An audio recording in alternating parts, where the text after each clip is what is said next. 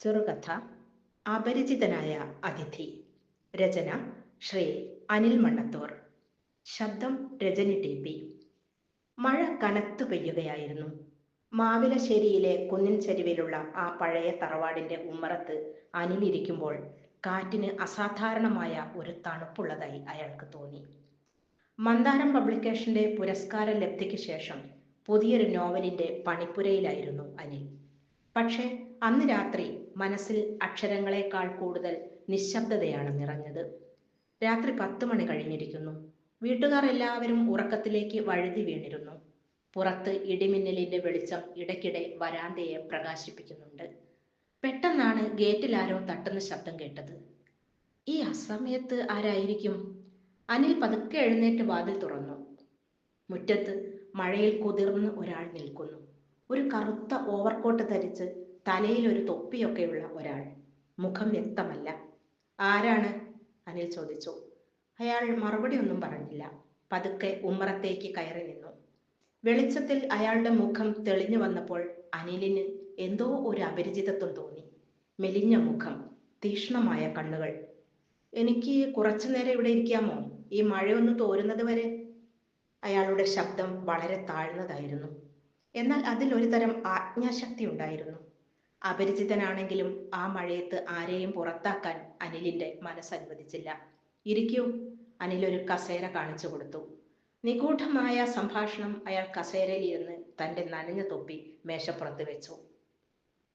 അനിലിന്റെ എഴുത്തുമേശയിലുണ്ടായിരുന്ന ദൈവകൃപ എന്ന പുസ്തകത്തിലേക്ക് അയാളുടെ കണ്ണുകൾ നീണ്ടു.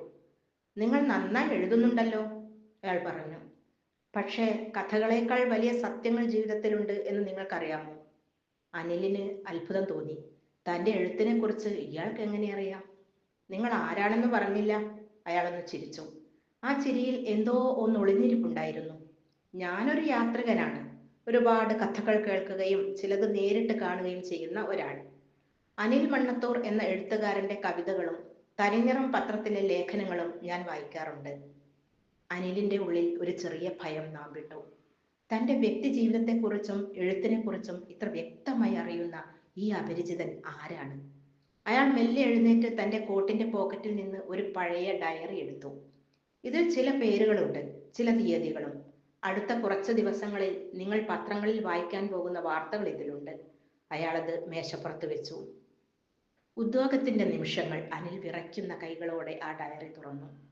അതിൽ ആദ്യത്തെ പേജിൽ പിറ്റേന്നത്തെ തീയതിയായിരുന്നു. അതിന് താഴെ ഒരു വാർത്ത എഴുതിയിരിക്കുന്നു. മാവിലശ്ശേരി പാലത്തിന് സമീപം ഒരു വലിയ അപകടം. അനിലിന്റെ നെറ്റിയിൽ വിയർപ്പ് പൊടിഞ്ഞു. ഇതെന്താണ്? നിങ്ങൾ ഇതൊക്കെ എങ്ങനെ നേരത്തെ അറിയുന്നു? അപരിചിതൻ മറുപടി പറഞ്ഞില്ല. അയാൾ ജനാലയിലൂടെ പുറത്തെ ഇരുട്ടിലേക്ക് നോക്കി നിന്നു. ചിലർക്ക് കാലത്തിന് മുന്നേ നടക്കാൻ കഴിയും അനിൽ. നിങ്ങൾ എഴുത്തുകാർ ഭാവനയിൽ കാണുന്നത് ഞാൻ മുൻകൂട്ടി കാണുന്നു, അത്രമാത്രം. പെട്ടെന്ന് വീടിന്റെ ഉള്ളിൽ നിന്ന് ആരോ എഴുന്നേറ്റ് വരുന്ന ശബ്ദം കേട്ടു. അനിൽ പരിഭ്രമത്തോടെ അങ്ങോട്ട് നോക്കി. തിരികെ ഉമ്മറത്തേക്ക് നോക്കിയപ്പോൾ കസേര ശൂന്യമാണ്. ആ അപരിചിതൻ അവിടെ ഇല്ല. പുറത്ത് മഴ പെട്ടെന്ന് തോർന്നിരിക്കുന്നു. ഗേറ്റ് തുറന്നു കിടക്കുന്നു. മേശപ്പുറത്ത് അയാൾ വെച്ച ആ ഡയറി മാത്രം അവിടെ ബാക്കിയുണ്ട്. വെളിപ്പെടുത്തൽ. അനിൽ ആ ഡയറി കയ്യിലെടുത്തു. അതിന്റെ അവസാന പേജിൽ ചുവന്ന മഷിയിൽ ഒരു കുറിപ്പുണ്ടായിരുന്നു. സത്യം എപ്പോഴും കഥയേക്കാൾ വിചിത്രമാണ്. നിങ്ങളുടെ മധുരാമൃതം എന്ന പേജിൽ ഇനി വരാനിരിക്കുന്ന കഥ ഇതല്ല. ഇതൊരു മുന്നറിയിപ്പാണ്. മാവിലശ്ശേരി പാലം നാളെ രാത്രി കടക്കരുത്. അനിൽ തളർന്നിരുന്നു പോയി. സമയം പുലർച്ചെ 3 മണി. അയാൾ വാർത്തകൾ പരിശോധിച്ചു. നേരം വെളുത്തപ്പോൾ ടിവിയിൽ ബ്രേക്കിംഗ് ന്യൂസ് വരുന്നു. മാവിലശ്ശേരി പാലത്തിന് സമീപം പുലർച്ചെ ഒരു മിനി ലോറി നിയന്ത്രണം വിട്ട് തോട്ടിലേക്ക് മറിഞ്ഞു. അനിൽ വിറച്ചുപോയി. ആ അപരിചിതൻ ആരായിരുന്നു? ഒരു നിഴലോ? അതോ തൻ്റെ തന്നെ ഏതെങ്കിലും കഥയിലെ കഥാപാത്രം ജീവൻ വെച്ച് വന്നതാണോ? അന്നു മുതൽ അനിൽ എഴുതുന്ന ഓരോ വരിയും ജീവിതത്തിൽ സംഭവിക്കാൻ തുടങ്ങി. ആ അപരിചിതൻ തനിക്ക് നൽകിയത് ഒരു അത്ഭുതമാണോ അതോ വലിയൊരു അപകടമാണോ എന്ന് തിരിച്ചറിയാനാവാതെ അനിൽ ഇന്നും തൻ്റെ എഴുത്തുമുറിയിൽ ആ ഡയറിയിൽ നോക്കിയിരിക്കാറുണ്ട്. ഗേറ്റിന്റെ ശബ്ദം കേൾക്കുമ്പോഴൊക്കെ അയാൾ ഞെട്ടി നോക്കും. ആ അപരിചിതൻ വീണ്ടും വരുമെന്ന പ്രതീക്ഷയിൽ, അല്ലെങ്കിൽ ഭയത്തിൽ.